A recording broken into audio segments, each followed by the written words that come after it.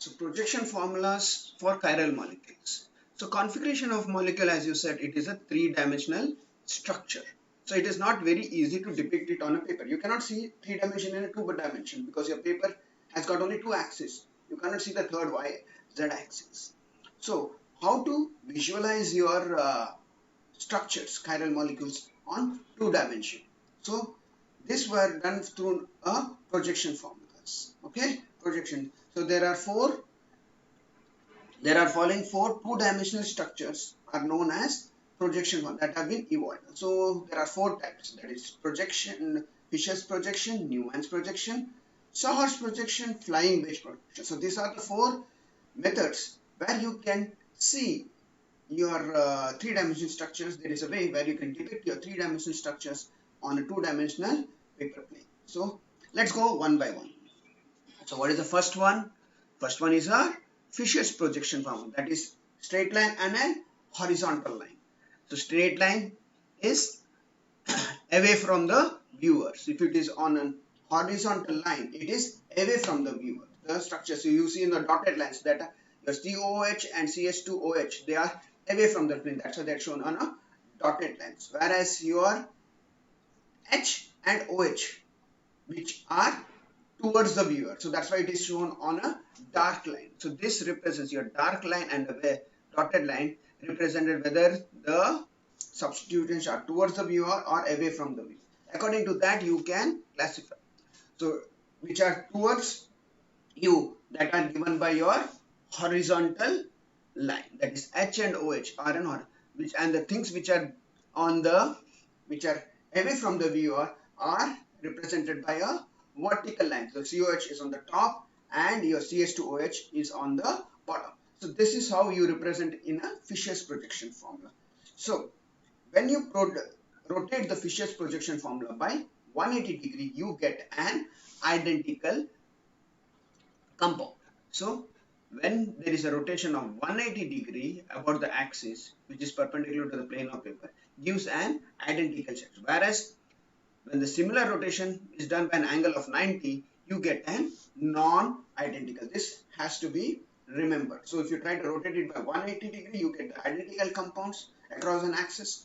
And if the same compound, if you try to rotate it by 90 degree, you get a non-identical. So this is your Fisher's projection. Means towards you with a dark line wedges, it represents on the horizontal line, and the dotted line represents your away from the plane. Now let's go for the second projection formula, that is your Newman's projection formula. So what is this Newman's projection? In Newman's projection, the carbon atom away from the viewer is called as a rare carbon. Let us see in this particular example. Now if you can see the carbon atom, if you see over here, which is away from you, that is out of sight, they are represented by a circle, and the three groups which are attached to it are shown as radiating out from the circumference. That is your rare carbon, that is which is behind. Now next is your group, which is next is your front viewer. So which group is in the front, how to see? So this is represented by a center of the above circle. So the circle which is there behind, center of it you put a dot, and there are four lines radiating from it at an angle of 120. These are the three substitutions which are attached. The front line is shown by a dot, and the line which projects at an angle of 120 degree away from. So this is the way where we show the two carbon atoms which are attached. One is your rare carbon and one is your front carbon. So front carbon is rotated by a center, and the three lines which are projecting out of. So bonds joined to the front carbon intersect at a central dot. So you can see it in this structure. You can see a dot, and the substitutions are radiating from that. So this is how the Newman's projection formula looks. You got the rare carbon as a circle and your front carbon as a dot with three radiating groups coming out of it. Okay. So the bond joined to the rare carbons are showing by emanating from the circumference that are radiating out from the circumference of the circle. This is how you try to represent. The best way to represent it is through N-butane. So N-butane is what? CH4 C4H10. So CH3 CH2 CH2 CH3. So there are two hydrogens and one methyl group attached to your central carbon, front carbon, and there is two CH2 and one methyl attached to your rear carbon. So you show it by a circle, the rear methyl to at 120 degree. Similar to the rear front view, you got a dot and three substituents, that is 2H and 1 methyl. So when the similar group, when the groups are far apart from each other, they are known as staggered configuration. When the two groups come, when the group substituents come close to each other, when the substituents come close to each other, when they come close to each other, when there is a torsional string, then it is known as your eclipsed configuration. It is known as what? Eclipsed configuration. So this is your Newman projection where you have a rear view and a front view. Rear view is shown as a circle with the groups radiating out from the circumference with a bond angle of 120 degrees. And the front one is shown by a dot on the circle, in the center of the circles, and the substitution radiating from that particular dot or the center. So this is your Newman's projection formula, basically used in case of your conformational isomers to study the conformational isomerism. Okay. Next is your Sahars. So in this case you got circle and but in case of Sahars projection, the bond between the two is shown by a long diagonal line. If you see, there are the two carbons. You can take the example of N-butane, similar to that what you have seen in your Newman's. So you have got two carbons. You have got two carbons which are joined by a long diagonal line. Okay, the bonds linking together the substitution of this carbon are shown by projecting. So these two carbons, so like methyl and hydrogens, are radiating out. The methyl and the carbon, methyl and the hydrogen groups are radiating out from this, similar to that. So when the groups, if you see the staggered configuration, the configuration is complete, the substitutions are far apart. But when you rotate that,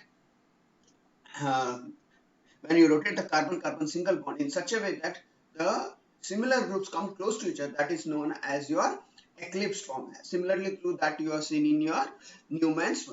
Due to this happens only due to the free rotation across the carbon-carbon to carbon-carbon single bond, and the change in conformation takes place from staggered to your eclipsed form. So whenever you want to change your configuration from one form to another, we have to convert your staggered into your eclipsed form in your conversion. So I will be telling you later.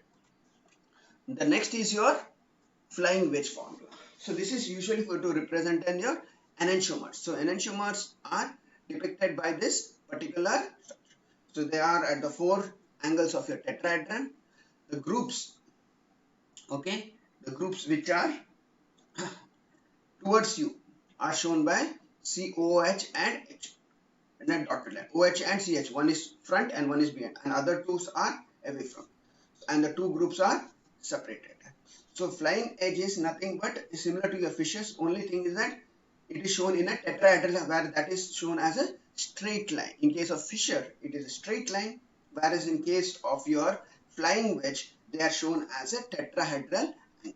Okay, they are shown as a tetrahedral angle, and this is how you can see. If you see the two enantiomers, the conformation changes at your OH and H. So there is a change in conformation. Okay, the change in your configuration arrangement in the space. So these are the two isomers of your lactic acid. So these are the four projection formula. Now let's see the conversion. These things are very important for you to know how to convert one projection formula to another projection formula. It is very important to know how to convert one projection formula into another. Let us start first by conversion of your Fisher's projection into your Sahars. So what you see in Fisher's, you got a straight line. Your substitutions are across the vertical line. Okay, you got a horizontal line and the substitutions are on the sides. Okay, so Fisher's compound are converted. How to convert your Fisher's projection into your Sawhorse projection? First, you have to it is in the eclipse by holding the model of the horizontal in such a way that the two groups on the vertical line. So if you see the two groups on the vertical line, okay, COH and OH, okay, COH, the two groups, COH groups that are on the vertical line point above the last numbered carbon atom faces the viewer. So it is on the top, okay, and the other carbons are rotated in angle of 90 so that you get a stagger. So when you convert into an this thing, you first of all you have to see in a staggered, then you have to rotate it to get a staggered stable con. You can rotate it by an angle of 180 degrees so that you get a staggered configuration. Staggered is the most stable configuration. So the groups which are on the top and the bottoms are facing each other. If you can see in the particular structure, your COH and COH on the two carbons, the front carbon and the rear carbons are on the top.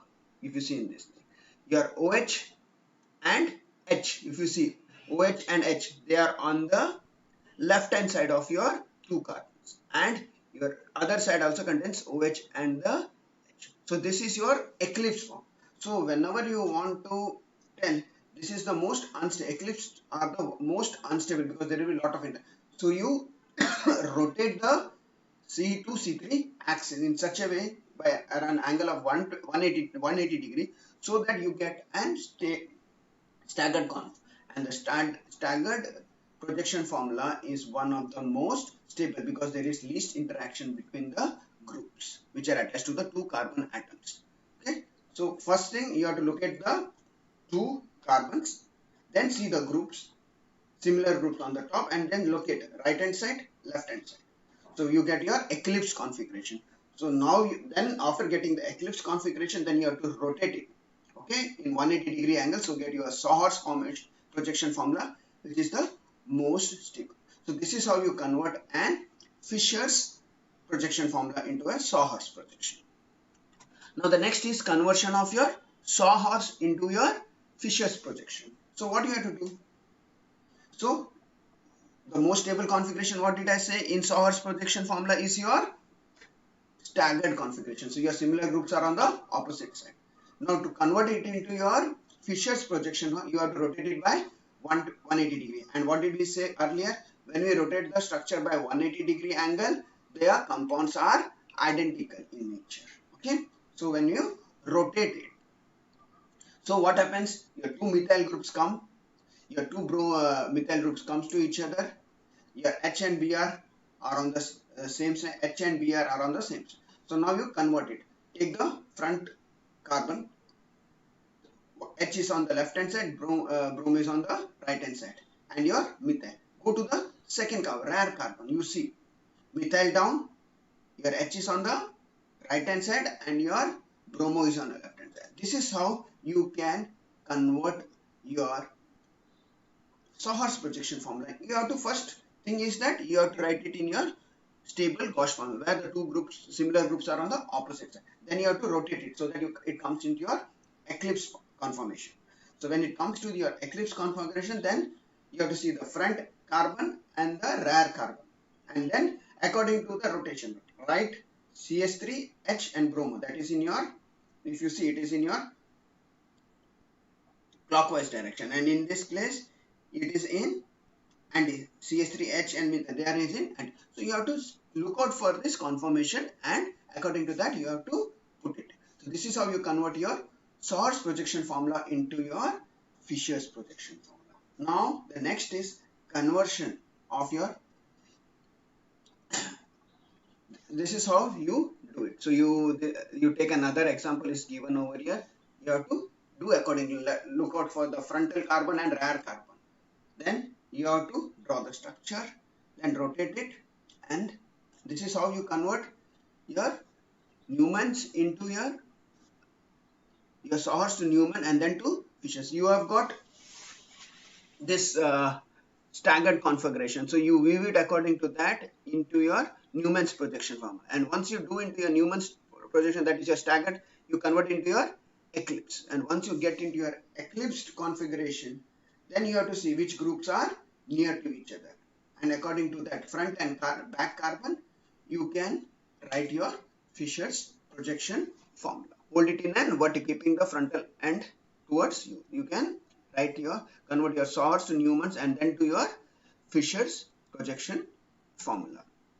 Now, how to convert Fisher to Newman and then to Sahor's configuration? So Fisher, you can, what you should see the frontal and the rear carbon. Look into there. You have to get, in case of that, you have to get an eclipsed conformation. Then you have to rotate it by 180 to get your staggered.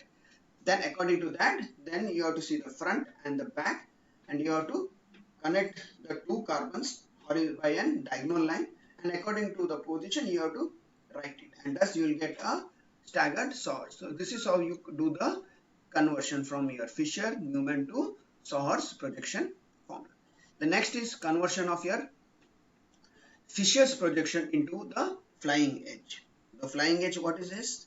This is mostly commonly used when you are writing it in your book. So the vertical lines in the Fisher are drawn in the plane. So in the plane, which is that in the, and the in the plane of, and using the lines, so the horizontal lines will project above and below. So the, what you say, the vertical line will be towards you and your horizontal lines will be away from you. So if you see in this particular structure, so which groups are there on the plane? So vertical bonds. Vertical is what? COH and methyl. So they are shown on a dark line. Okay, COH and methyl. Whereas your H and Br, they are shown on a wedge and a dotted line, means that are away from. This is how you can convert your Fisher formula into your wedge, flying wedge formula. So the molecule is rotated in such a way that bond should be planar to the, bond should be shown in a plane of the wave going away from the viewer and vertical. So vertical line represents what? The vertical lines. Okay, COH, they are towards you, and your horizontal lines away from, that's shown by a dotted line. Okay, so this is how you can convert your Fishers into your wedge formula. So now the most important thing in Fisher's configuration. So you said horizontal line and vertical, you know what does it mean? Towards you and away from you. Your solid lines, wedges represent is towards you, and your dotted wedge line represents away from you. Okay, now let's see the tartaric acid. Now see the, lactic acid. You got COH, CS3, OH and H, 4 different groups. Now how do you convert? So in one particular configuration, if you see, your H and OH comes on your horizontal, and COH and CS3, they come on your vertical line, that is towards you. This is how you can depict. You have to convert into here. Now if you go for R and S, it exactly becomes opposite. Your configuration exactly becomes opposite. The OH which is on the right hand side comes to your left hand side. So that's very much important where the OH is there. See, OH, if it is on the right hand side, it is shown on the right hand. If it is on the left hand side, it is shown on the left hand side in your Fisher's wedge formula, and how it is converted into your Fisher's projection. Now what are allowed in your Fisher's projection formula? As I had earlier said, if you rotate along the axis by 180 degree, your R configuration will always remain R. If you can see the structure, methyl goes up, COH goes, but still your configuration remains the same. Still the configuration remains the same. So if you convert from R, if you have got an R configuration, and if you try to rotate it by 180 degree, means two groups flip. The two groups flip their ends. the lower group goes top, and the uh, higher lower group goes on the top, and the right hand side goes to the left. When there is a 180-degree rotation, the configuration remains the same. Now let us see the example. Now this is R, OH, COH and CH3. So it is in an, it is R. Now this, whenever you try to change the configuration, still the configuration remains the same. But when you rotate it by 90 degrees, so when you rotate it only 2 by 92 substitution, your COH comes to down and CH3 goes up and OH goes up. So if you just rotate it by 90 degree, the configuration completely changes and it is not allowed. 90-degree rotation of your compound is not allowed in stereochemistry. It is illegal.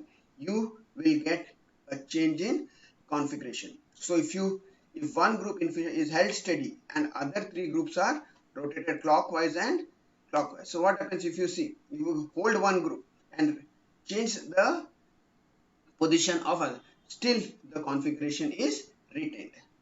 So if you hold one group constant and rotate the other 3 groups in a clockwise or anti-clockwise direction, still the configuration remains the same. So that is allowed. One group kept constant and other 3 groups you change the position, still the configuration is maintained. So this is very important. So what is allowed, what is not allowed? 180-degree rotation allowed, 90 degrees rotation not allowed. You keep one position constant and rotate the other 3 you in a clockwise and anti-clockwise direction, the configuration remains the same. The configuration remains the same. So this is very much important in your stereochemistry.